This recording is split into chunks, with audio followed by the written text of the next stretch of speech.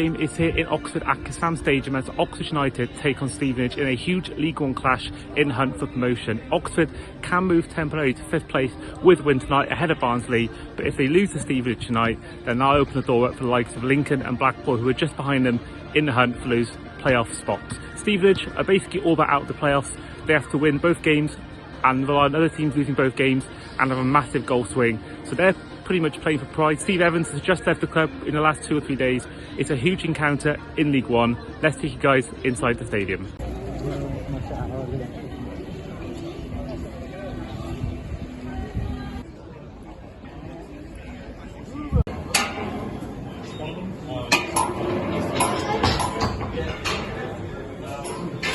Thank you for your support of Oxford United. I'd like to welcome our club sponsors, Bangkok Glass, Chelco, Pub Talk, Polythene UK, Planet IT and Mac.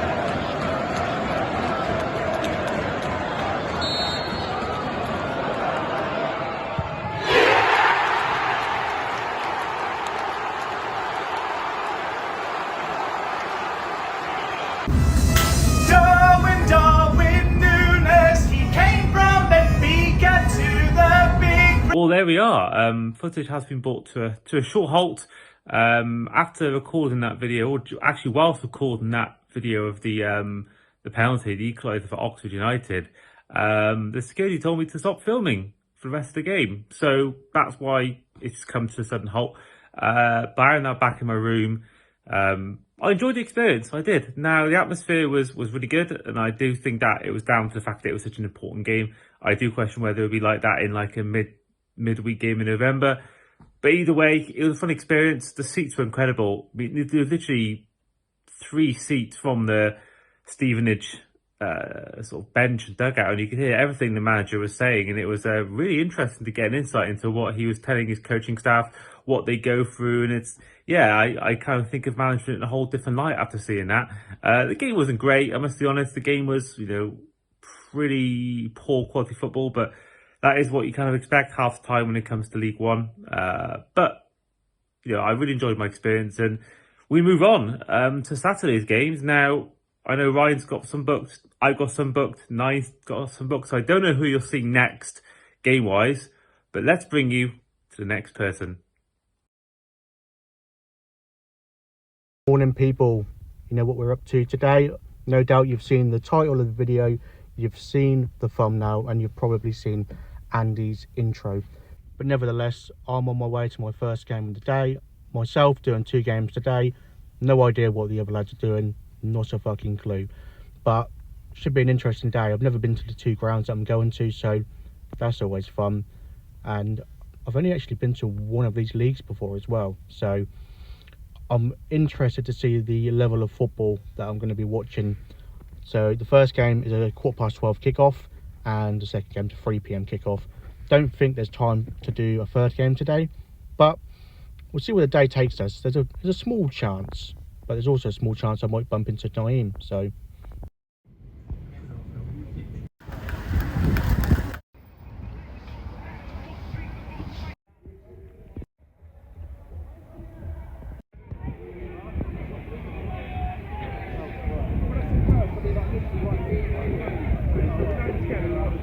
I have no idea how big this game is.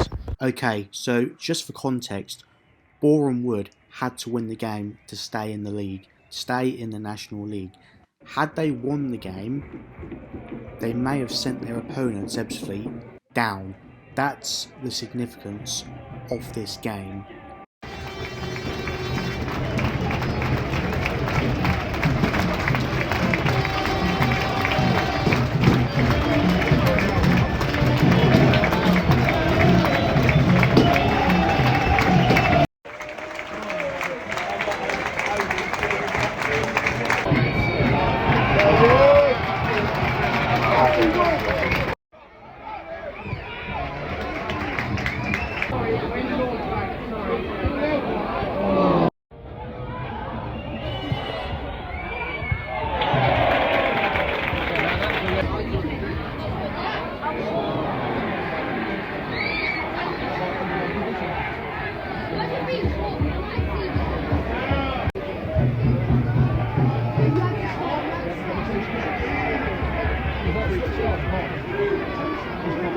One thing I will say is this is a very, very nice ground.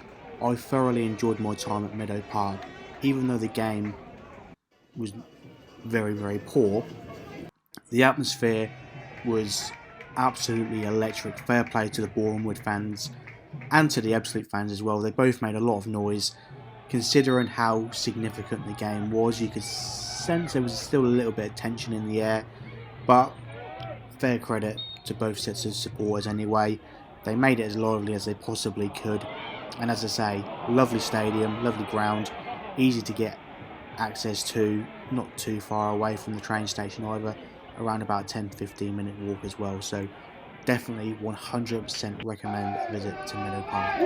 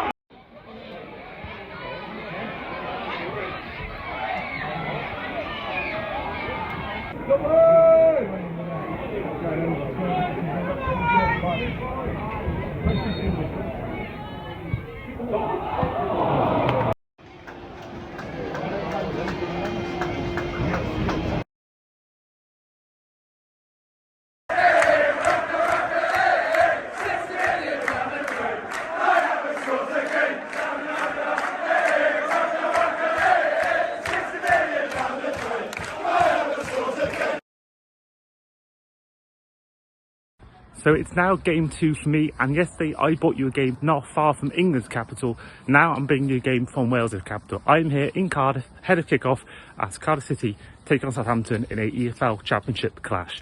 For Cardiff, they just play for pride, whereas Southampton, if they win this game, they'll move level on points with third place Leeds and just 2 points off second place at Ipswich. So a massive game at the top for Southampton. Bringing the game, of course, from Cardiff, not far from where I live. I've been to stadium a lot of times before, but not bought it on the channel before, so I'm looking forward to bringing you guys the experience of the Cardiff City Stadium. Let's go.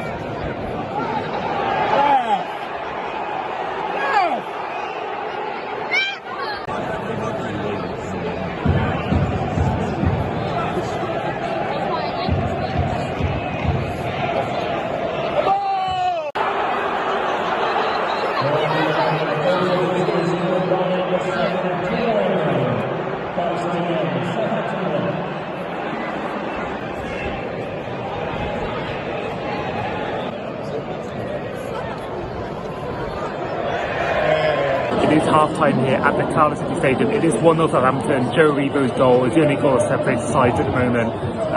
Again, like yesterday, it's not been a great game. Southampton have been by far the dominant team. They've had more chances, more possession, and Cardiff is really frustrated, and you can see why they are where they are in the table. Southampton, of course, pushing for those automatic playoff spots. They look the more hungry right now. The weather is warm, a far cry from yesterday's rainy conditions. But yeah, it's been okay first half. Atmosphere, as usual, is good in the stadium, and yeah, hoping for more goals in the second half, and hoping that Cardiff will get an equaliser to make the game exciting.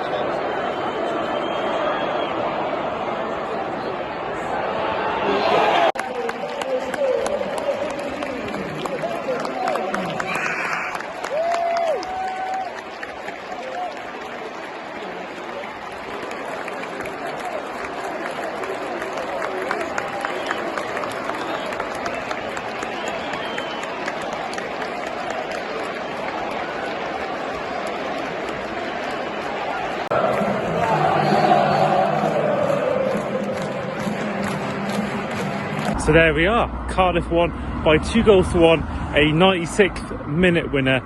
What an ending to the game. It was one where the first half you looked at Cardiff and thought they were going to lose maybe 2 or 3-0, but fair play to them. Second half they came out and they just played so much better. Southampton just couldn't get that second goal and ultimately ended up going against them, and that really is a big goal for the promotion races. Ipswich and Leeds get a big boost from that. That's a big chance missed from Southampton. But yeah, overall, my second ever Cardiff game. I think my 5th time at the stadium for things like the rugby. But yeah, I really enjoyed it. Should probably do it more. I'm so close to it where I live. I should probably go to more games there. And I probably will. But yeah, I think overall, I think I've been to a few championship stadiums for games, and that's probably right up there in terms of atmosphere. Really, really good. But that is all from me in this video. Now, don't know who's up next, but let's take you to the next stadium. So basically, we had a plan to all do our own games, not to tell each other what we was going to do, you know, blah, blah, blah. My plan was to do Boreham Wood, then Watford, and then potentially either the FA Cup semi-final between Man City and Chelsea or the QPR game at 5:15. In the end, I chose just to do Boreham Wood and then Watford. Now, Saturday morning, I phoned Watford up because I knew I was bringing a bag with me that had my laptop in it. Asked if I would be able to bring this into the stadium, and that if I couldn't, could I keep it with someone at Watford and get it after the game. They told me yes, wouldn't be a problem. Ended up getting to Vicarage Road about 10 minutes before kickoff, roughly. Spoke to a steward, looked through my bag, said couldn't take it in, not a problem. Said to him, I phoned up, they said there'd be somewhere to keep it. I was told this was not the case. So, as you can imagine, I spent the next 10, 15 minutes roughly looking for somewhere in the area where I could potentially keep my stuff. No success whatsoever. So I gave up. I'd already missed the majority of the first half anyway, and in hindsight, I'm glad, because that ended up 0-0 as well. That would have annoyed me even more, quite frankly. So yeah, not a good day. At this point on Sunday afternoon, I've still got no idea what games the other two went to. I won't know until they send me their footage tomorrow. So I've got that to look forward to. But yeah, not a great day. Especially wasting an hour and a half of my existence watching fucking Boreham Wood against Ebbsfleet. I was expecting a good game. Even though I knew both these teams were towards the bottom of the National League, Boreham Wood had to win the game to stay up. And they had 2 goals disallowed, fair enough, but at no point did they look like scoring. Awful football. Obviously in better technique, better tactics, and better decision making at Sunday League level. Shocking. But it's what it is. You're not always going to get a good game. Sometimes you're going to get one of those ones. But yeah, we'll be back anyway in a few weeks, as I'm sure Andy would tell you. Hopefully, the European games to end the season. It's not been, what we've planned this season at all. We've not done anywhere near the number of games that we wanted to, especially myself and Naeem. Andy's kind of carried the channel over the last year. So, yeah, hopefully we'll be back doing more content. We've got a massive project this summer that we've planned it all already. Everything's booked, so that should be exciting. Not football-based, not sports-based, but it'll be good. It's something that we've not seen anyone else do on YouTube, so quite excited about that one. But yeah, fuck Boreham Wood.